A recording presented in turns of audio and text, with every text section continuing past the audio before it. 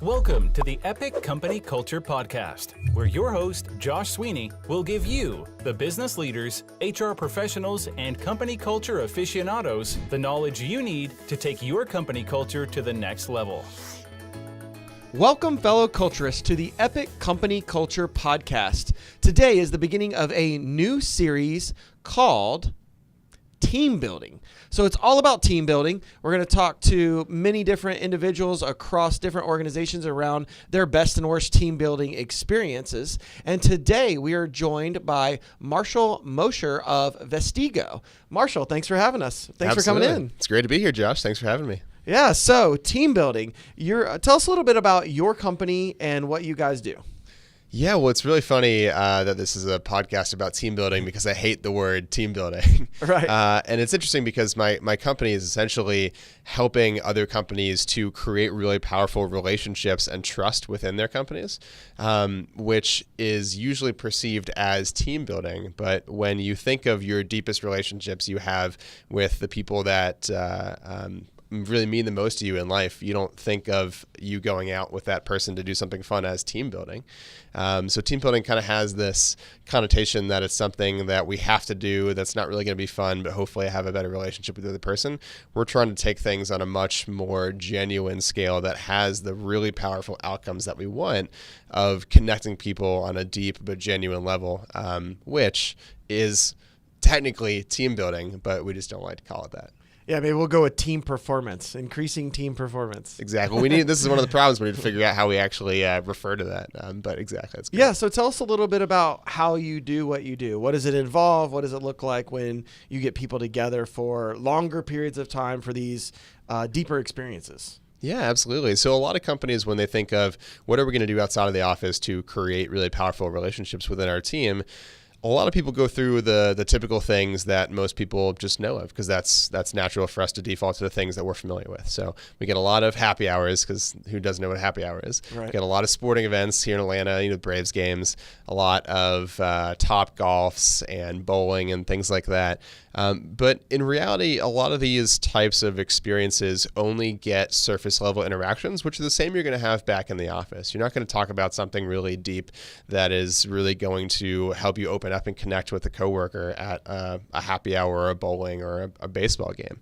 But unfortunately, that's what most companies tend to default to when they choose these types of things. So we come in from a different angle and say, we know that trust is one of the most important factors for any team based on the relationships that they have with their coworkers and the ability to trust their team that they have their back. So we create experiences that help people to build a deeper level of bond with that underlying theme of trust, using things that people haven't generally done on a frequent basis, like those other things I described. And we use all kinds of outdoor adventure type experiences to do that because they are so unique and so effective. So for an example, we'll take a team rappelling or kayaking or something as simple as a hike up to the top of a mountain with a beautiful overlook. Whatever it is, they're things that are different, which gets people out of the normal environment of the office or the normal environment of the happy hour, baseball game, or Topgolf that most people have done before. And it gets people in a way, in an environment that sometimes challenges them. Even if it's a hike up a mountain can be physically strenuous for a decent amount of people, but almost anyone can do it if you set your mind to it. So a challenging environment that helps people to overcome whatever perceived limits they thought they had together with their coworkers in a setting that we can directly link with the particular core values and goals of that company. So it's kind of a combination of the fun out of the office experience, but the really impactful type of ROI you want from a engagement you're going to invest your time and effort in as a company. Yeah, and we at Epic Culture and Vestigo came together for a CEO rappelling event that we hosted where we had CEOs take some time out of their Friday afternoon to go rappelling at a nice little spot on the river in Roswell, Georgia that probably nobody knows you can rappel off of. And one of the things that you had mentioned there was just the ability for people to overcome their perceived limits together, and how that's a little bit of a bonding moment because when you lean over, I don't know, maybe it was 50 foot or I don't know what height that was, but it's tall for sure. Yeah, say it's 50 feet tall, you're leaning over on that rope and you have, control. Other people are a part of that and you're sharing that experience that really builds the bonds and trust. So tell me a little bit more about taking the experience to the next level, taking the team building to the next level around having people share in a physically or mentally challenging experience together? It's a great question. I'm so glad you got a chance to experience it for yourself when we did that event together, because you absolutely understand how that fits in. But from someone's perspective who hasn't had the chance to do that before, sometimes it's easier to understand when we relate something that people have heard of. So most of our experiences and the outcome and the effect that we hope to have is based on some really popular psychology research from a professor called Brene Brown, who most people recognize that name now because her work has actually been featured in her TED Talk, which is the #1 most viewed TED Talk in the world. She's got 4 books on the topic. Amazing research. And most people, since they've heard of that, kind of understand when we explain it from that lens that her research says the #1 most important factor for any kind of deep personal human connection is vulnerability. So we create situations where people have to express vulnerability by challenging themselves, getting outside of that comfort zone, and doing it in a way that is understanding to the team that this is challenging to employee X, Y, and Z, and they're all going through the same thing, and being open and vulnerable with admitting that. That's where the true magic and the true power comes in, where people are going through something together as a team that they're being vulnerable about, that is challenging themselves, and coming out on the other side stronger together and individually because of it. So that research has shown exactly what we've seen in the outcomes of our trips, but in an academic way, which is really amazing. Yeah, and you had mentioned to me that you had seen some really amazing breakthroughs happen with the teams. You've had people take those steps that, they walked up and said, I'm not doing this, like in the case of a rappelling event, and then by the end, they did it. And, everybody really came together to cheer them on. So tell me a little bit about, 1 or 2 of those experiences that you've seen a transformation for somebody. Yeah, absolutely. So human limitations is a fascinating topic to me. I'm a big outdoor adventure enthusiast and love to challenge myself by pushing the limits in all different kinds of sports and seeing what I can truly do.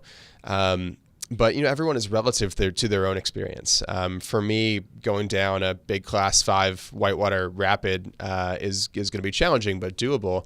But for someone who's just starting something like whitewater kayaking, just being able to go down a Class 1, 2 kind of moving water type scenario is challenging. And it all depends on your relative experience. So when we're going through a experience with the entire team, everyone has a different relative base of where that baseline is starting. But we like to use experiences that is going to kind of reset everyone on the same level mentally, regardless of what their physical limitations are, which is why rappelling is so beautiful in the way it works, in the sense that mentally it's intimidating to the ultramarathon runner and the person who has never run a 5K before. Because physically it's actually not that difficult like you experience. You're going with gravity and it requires almost no physical fitness or strength, but it requires a lot of mental fortitude in the sense that almost everyone has a degree of a fear of heights in some way. So regardless of where your physical state is, everyone can be challenged mentally by doing this thing that they maybe previously thought they couldn't do before, and overcoming that fear together with their coworkers in a way that creates a really powerful outcome on the other side. So it's really amazing in the sense that we're able to create these experiences and these amazing outcomes for people regardless of where they're starting from a physical standpoint, which is what most people think when they first hear it, to say, oh, well, I don't know if that's for me. I don't know if I'm in shape enough. Got to work towards that. But in reality, it's just overcoming that mental barrier you have in your head of some idea you've put up in your own brain to say, I can't do this. But in reality, the only barriers that are in front of you for that experience is really all up here. Yeah, I love it. So have you seen a difference in the duration of events and how much people come together? Because, if you talk about a Braves game, you're really sitting next to some, 2 other people paying attention to the game, eating up and down. There's not really a lot going on there from a team building perspective per se. And then some of your hikes and camping events, they're entire weekends and things like that. So how do you see the difference mentally or from a team building perspective for the events that are a few hours that you do versus the ones that are multi-day? Yeah. So timing is definitely important, and there's no question the longer you spend with someone, generally the more of a bond and relationship you create with that person. But there are ways to kind of supercharge that interaction you have with someone in a very short amount of time that can create a very powerful bond, and also the vice versa, where you can spend years next to someone in an office and have kind of a surface level interaction on a day-to-day basis, but never really get to know them. So timing is important, but it's really the impact of what you're doing. And that's the beautiful thing with what we do with all of our experiences, is that 99% of everything we do is actually done within a 24-hour period. Okay. So there are experiences that you can drive to in the morning. Usually the whole team carpools together, where we coordinate transportation on a bus or a van.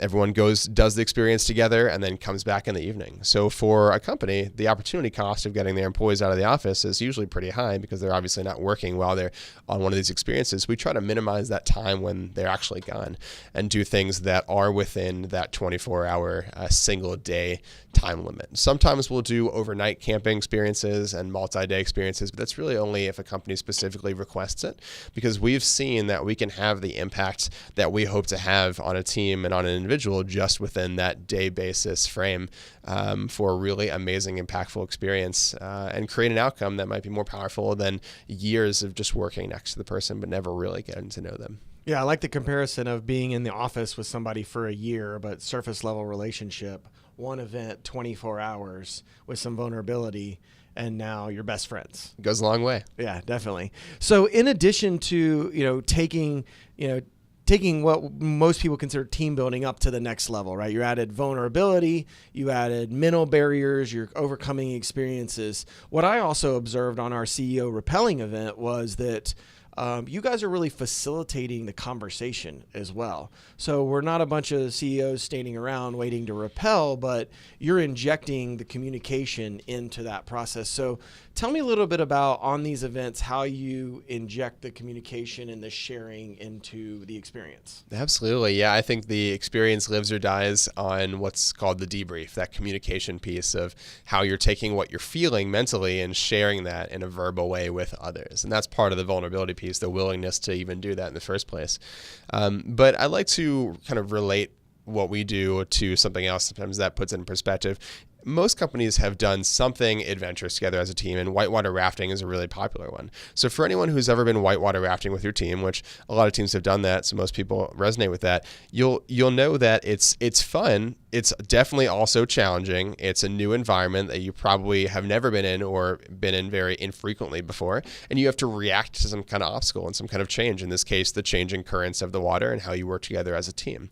So it has all the steps and all the categories and factors that we look for in experience that we create, but you'll probably think back on that team whitewater rafting trip and say, well, I never really got a chance to actually share how I felt, or explain what was going through my head when I got thrown out of the raft and felt like I was going to drown, and my coworker was right next to me and she felt like she was going to drown too. But we never really talked about that, and we definitely never related it back to what we experience in the office and the challenges we go through. So whitewater rafting is a great opportunity to do something fun, but every outdoor company, including all the whitewater rafting companies out there, are missing a huge opportunity to actually customize that experience to the particular company that's going through the experience, and relate those factors of what they experience back to the particular problems and goals and challenges that company that went through the experience is going through.